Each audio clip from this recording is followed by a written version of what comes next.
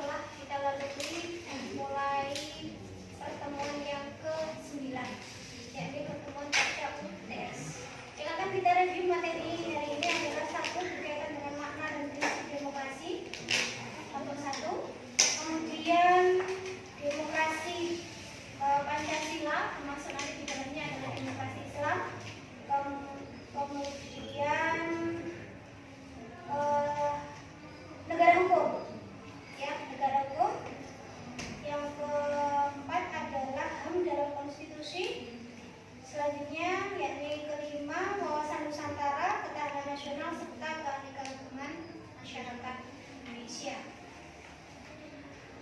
Setelah ini nanti langsung dipresentasikan oleh masing-masing kelompok yang sudah saya bagi kemarin. Langsung dimulai dari kelompok 1, 2, 3, 4 sampai terakhir. Oke, silakan dimulai dari kelompok 1. Saya minta ada satu yang menjadi moderator untuk memperkenalkan siapa-siapa yang nanti akan presentasi ke depan. Oke, silakan menempati tempat yang sudah disediakan, bisa di sini berdiri saja. Oke, silakan dimulai. Kelompok 1 akan menjelaskan tentang makna dan prinsip demokrasi. Dan kelompok 2 seterusnya nanti akan dijelaskan sama kelompok lainnya. Makna demokrasi. Kata demokrasi berasal dari dua kata dalam bahasa Yunani, yaitu demos yang berarti rakyat dan kratos atau krates yang berarti pemerintahan, sehingga dapat diartikan sebagai pemerintah rakyat. Kata ini kemudian diserap menjadi salah satu kosakata dalam bahasa Inggris, yaitu demokrasi. Menurut Kamus Besar Bahasa Indonesia, demokrasi merupakan istilah politik yang berarti pemerintah rakyat. Dapat diartikan bahwa dalam sebuah negara demokrasi kekuasaan tinggi berada di tangan rakyat dan dijalankan langsung oleh mereka atau wakil yang mereka pilih di bawah sistem pemilihan bebas. Secara umum, demokrasi adalah pengembangan dari kebebasan, artinya kebebasan yang dimiliki rakyat diatur dan diarahkan oleh sebuah lembaga kekuasaan yang sumber kekuasaannya berasal dari rakyat dan dijalankan oleh rakyat, sehingga kebebasan yang mereka miliki dapat dilaksanakan secara bertanggung jawab dan tidak melanggar kebebasan yang dimiliki oleh orang lain. 2. Prinsip-prinsip demokrasi. 1. Menyelesaikan perselisihan dengan damai dan secara melembaga. 2. Menjamin terselenggaranya perubahan secara damai dalam suatu masyarakat yang sedang berubah. 3. Menyelaraskan pergantian pemimpin secara teratur. 4. Membatasi pemakaian kekerasan sampai minuman. 5. Mengakui serta menganggap wajar adanya keanekaragaman. 6. Menjamin tegaknya keadilan. Prinsip-prinsip demokrasi yang diuraikan di atas sesungguhnya merupakan nilai-nilai yang diperlukan untuk mengembangkan suatu bentuk pemerintahan yang demokratis. Berdasarkan prinsip-prinsip inilah sebuah pemerintahan yang demokratis dapat ditegakkan. Sebaliknya, tanpa adanya prinsip tersebut, bentuk pemerintah yang demokratis akan sulit ditegakkan.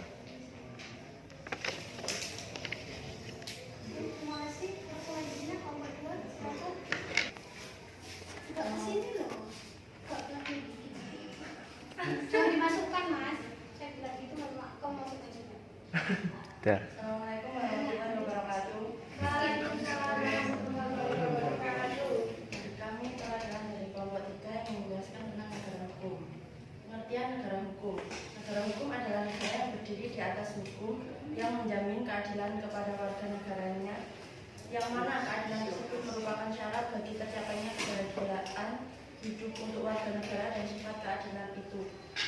Dan sifat keadilan itu perlu diajarkan rasa susila kepada setiap manusia agar dapat membuat warga negara suatu bangsa menjadi baik. Negara hukum bersandar pada keyakinan bahwa kekuasaan negara harus dijalankan atas dasar hukum yang adil dan baik. Ada dua unsur dalam negara hukum. Nah, yang pertama, hubungan antara yang memerintah dan yang diperintah tidak berdasarkan kekuasaan, melainkan berdasarkan suatu norma objektif yang juga mengikat norma yang memerintah. Yang kedua, norma objektif itu harus memenuhi syarat bahwa tidak hanya secara formal melainkan dapat diperintah berhadapan dengan ide hukum. Ada juga unsur-unsur negara hukum. Yang pertama, hak manusia dihargai sesuatu dengan harkat dan martabatnya sebagai manusia. Yang kedua, adanya pemisahan atau pembagian kekuasaan untuk menjamin hak-hak itu. Yang ketiga, pemerintahan dilakukan berdasarkan peraturan perundang-undangan.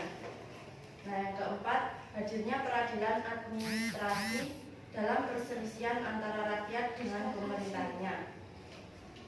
Berikutnya ciri-ciri negara hukum. Yang pertama, kekuasaan dijalankan sesuai dengan hukum positif yang berlaku. Yang kedua, pekerjaan negara berada di bawah kontrol kekuasaan kehakiman yang efektif. Selanjutnya, berdasarkan sebuah undang-undang yang menjamin HAM dan menuntut pembagian kekuasaan. Sekian dari kelompok 3. Assalamualaikum warahmatullahi wabarakatuh. Akhir semester, tolong dipersiapkan, dibaca ulang. Materi yang sudah saya share beberapa kali juga dibaca ulang, tidak hanya cukup dari hasil review ini tadi. Kemudian e-book pendidikan kewarganegaraan yang awal perkuliahan sudah saya bagikan, tolong juga dibaca, dibuka ringkasannya. Di situ sudah ada ringkasan, jadi tolong ringkasan itu dibaca ulang untuk persiapan ulangan akhir semester. Untuk tugas akhirnya saya mohon tidak ada yang telat mengumpulkan. Jadi tugas akhir deadline-nya adalah pada tanggal 8. Ya. 9, maaf. Kamis ya, tanggal 9. Tanggal 4, 5, 6, 7, 8, 9 kita akan ulangan akhir semester. Mulai Sabtu besok Anda sudah akan tenang, jadi tolong dipersiapkan dengan baik. Saya sudah mewanti-wanti di awal untuk pendidikan kewarganegaraan ada mata kuliah wajib, jadi kiranya tidak ada siapa yang tidak lolos, tidak lulus, minimal nilai A, kan? Kemudian tugas sudah saya lengkap dan di sini sudah saya berikan tanda. Kiranya nanti jika ada perbedaan nilai yang cukup signifikan, ya berarti itulah hasil jerih payah Anda selama satu semester. Kiranya jika ada salah kata saya atau salah perilaku, saya mohon maaf dan mohon maafnya. Pertemuan ini bukan pertemuan terakhir saya di sini, jadi kiranya nanti kalau butuh diskusi atau apapun, monggo silakan ke ruang dosen. Di sini nanti saya ada di sana. Kalau mau diskusi apapun, monggo silakan. Kiranya cukup. Saya akhiri. Saya mohon maaf sekali lagi jika ada salah kata. Dan untuk yang tidak masuk hari ini, salam saya, tolong tugasnya juga jangan sampai kelar. Ya, saya akhiri. Assalamualaikum warahmatullahi wabarakatuh. Saya di sini akan menjelaskan tentang HAM dalam konstitusi. Salah satu dinamika hukum Indonesia saat ini diantaranya mengenai hak asasi manusia dan konstitusi. Sebelum saya menjelaskan hak dalam konstitusi, saya akan menerangkan apa itu HAM dan konstitusi.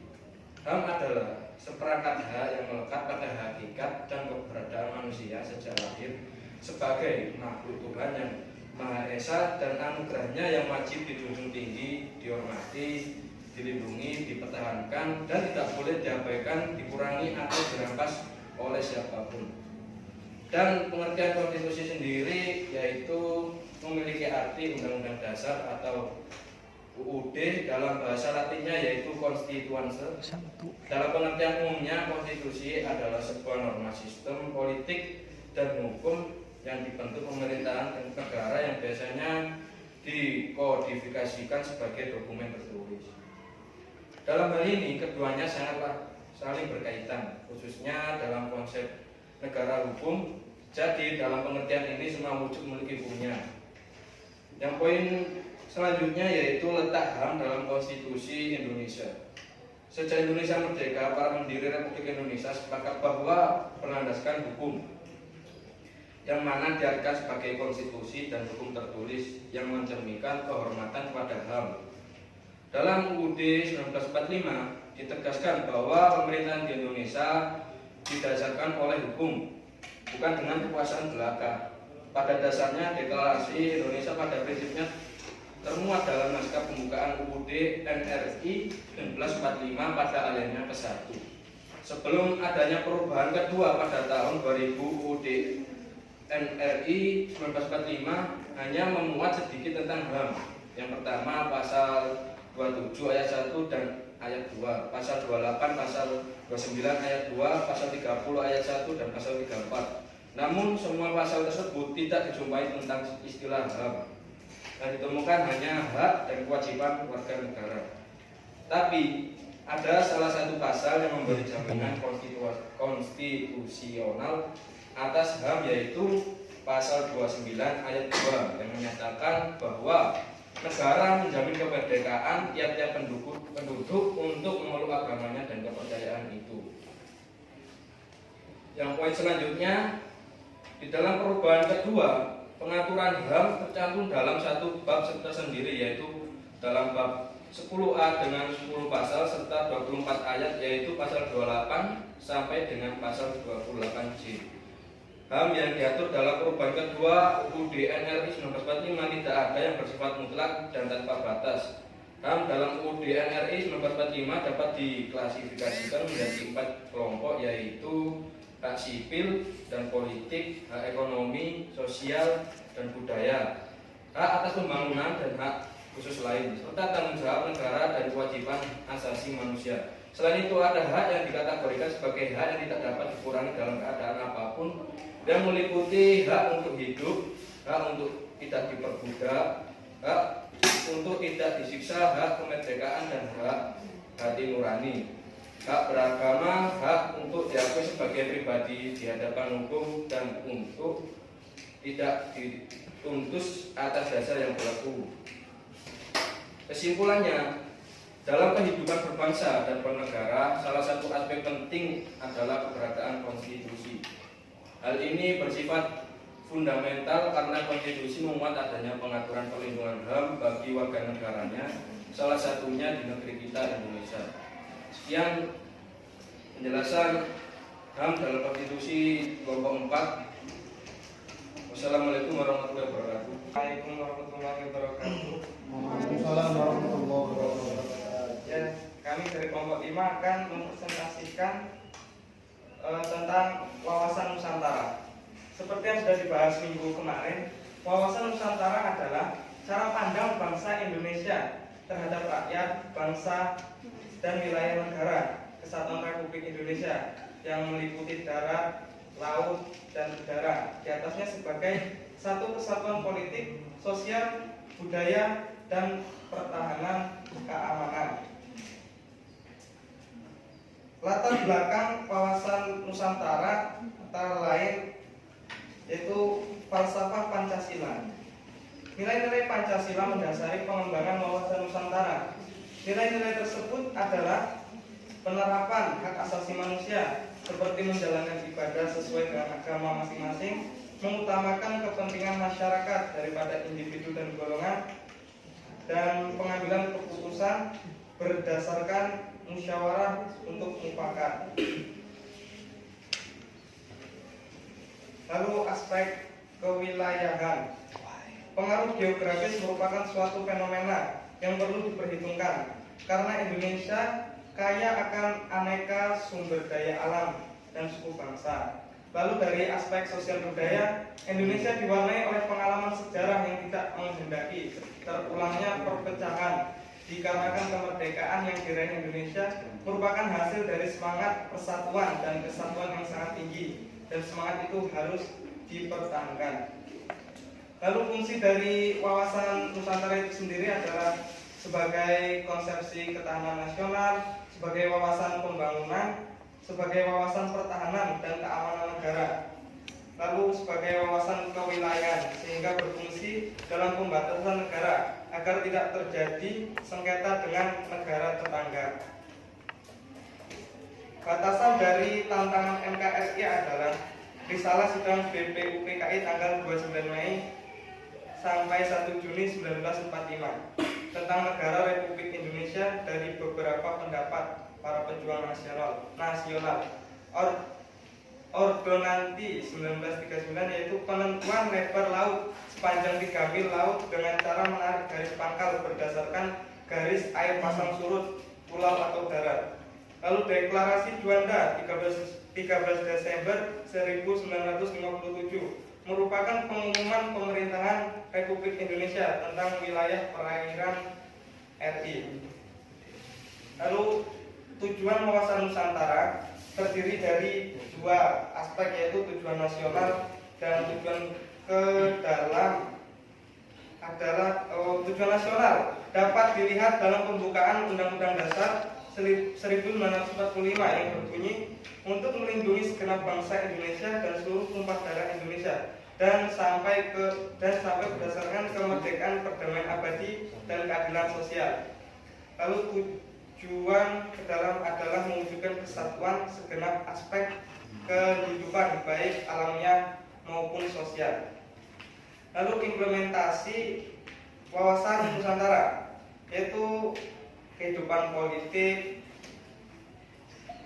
kehidupan ekonomi, kehidupan sosial dan budaya, lalu kehidupan pertahanan dan keamanan.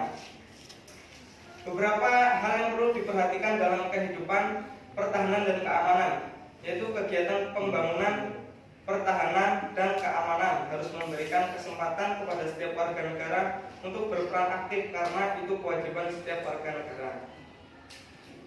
Dari semua ini, hakikat dari wawasan Nusantara adalah keutuhan Nusantara dalam pengertian cara pandang yang selalu utuh, menyeluruh dalam lingkup Nusantara demi kepentingan nasional, yang berarti bahwa setiap warga bangsa dan aparatur negara harus berpikir, bersikap, dan bertindak secara utuh menyeluruh demi kepentingan bangsa dan negara Indonesia.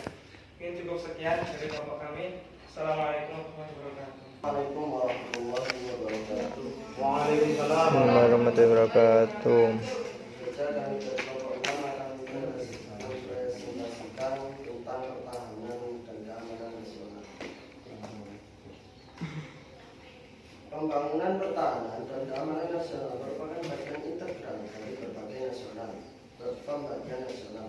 Pembangunan pertahanan dan keamanan nasional harus disertai dengan pandangan hidup bangsa Indonesia. Upaya pertahanan dan keamanan nasional haruslah menjamin tercegahnya atau teratasinya yang langsung atau tidak langsung membangun dalam pembangunan nasional.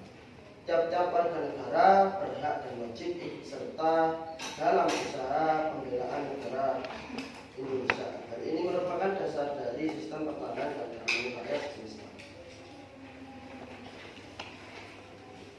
Tujuan nasional, tujuan ketahanan nasional. Tujuan ketahanan nasional adalah dasar untuk menghadapi ancaman, tantangan, hambatan, dan gangguan.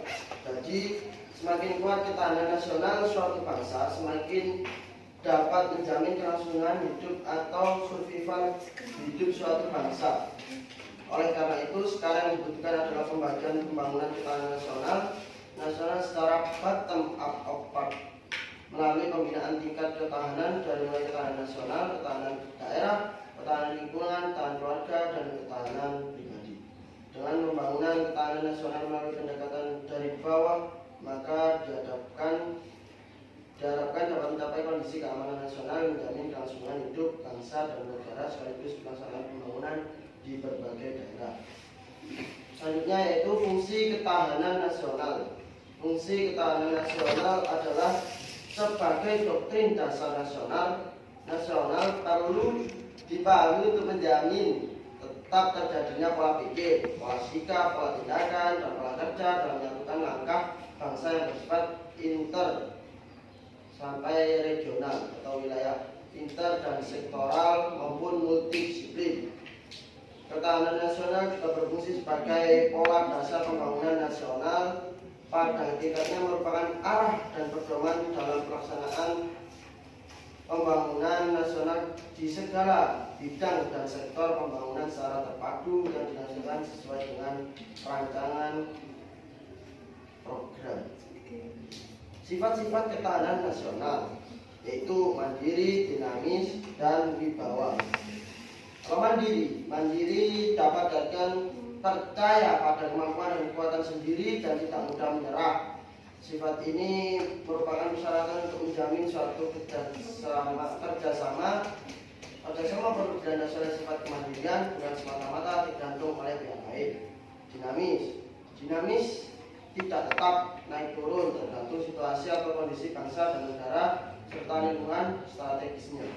Dinamis ini selalu diorientasikan ke masa depan dan ke arah pada kondisi yang lebih baik. Hal ini sesuai dengan hakikat dan pengertian bahwa segala sesuatu di dunia ini senantiasa berubah. Oleh sebab itu, upaya peningkatan ketahanan nasional harus senantiasa diorientasikan ke masa depan dan dinamikanya diarahkan untuk mencapai kondisi kehidupan nasional yang lebih baik. Wibawa yaitu keberhasilan pembinaan ketahanan nasional yang berlanjut dan berkesinambungan tetap dalam rangka meningkatkan kekuatan dan kemampuan bangsa. Dengan ini diharapkan agar bangsa Indonesia mempunyai harga diri dan pertahanan oleh bangsa lain sesuai dengan kualitas yang melekat padanya. Atas dasar pemikiran di atas, maka perlu berlaku logika. Semakin tinggi tingkat ketahanan nasional, maka akan semakin tinggi wibawa negara dan pemerintah sebagai penyelenggara kehidupan nasional.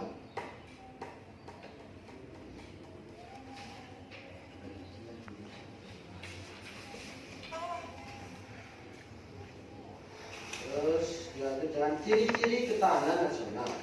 Ciri-ciri ketahanan nasional merupakan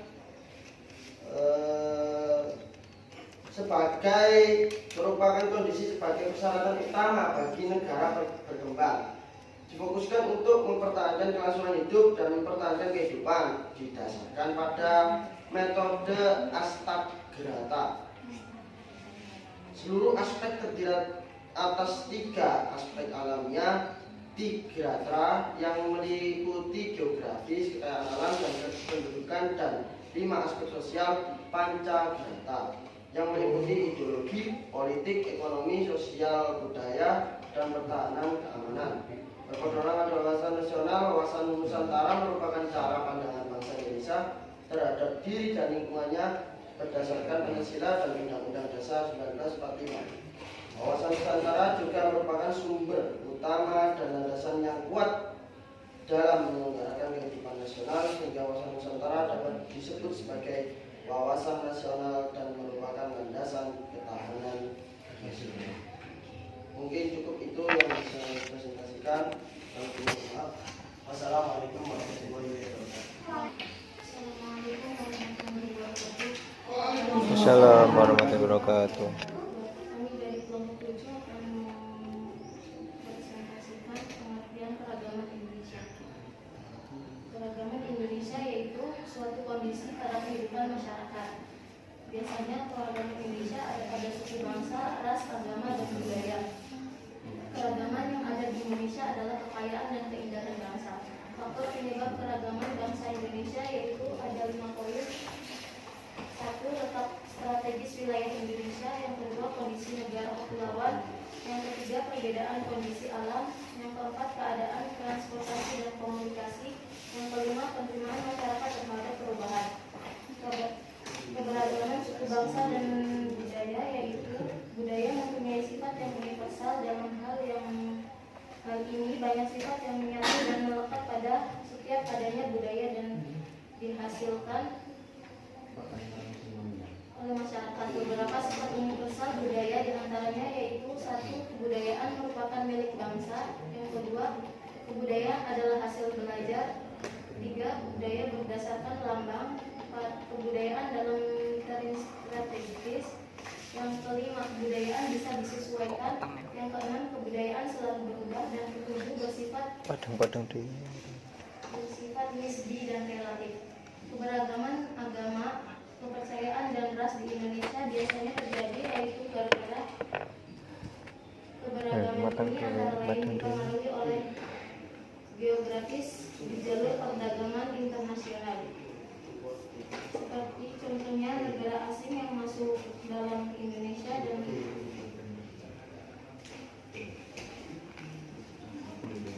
yang kelima, arti penting memahami keberagaman dalam masyarakat Indonesia.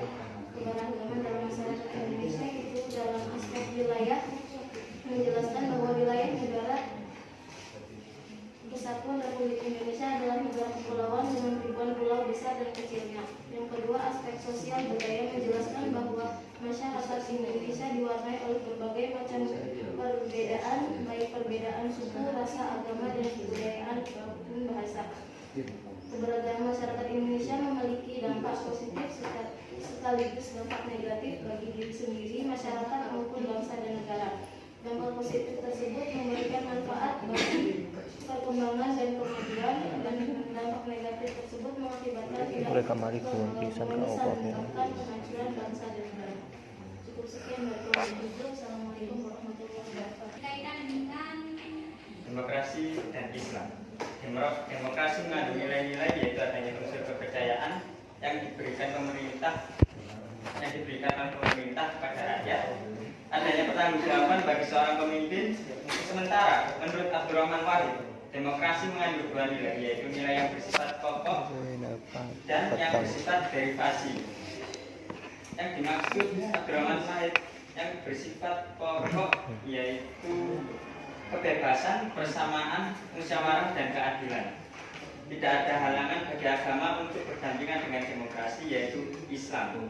Dalam perspektifnya, demokrasi meliputi yang pertama, asyura, yaitu suatu prinsip tentang cara pengambilan keputusan. Yang kedua, al-adalah, yaitu keadilan.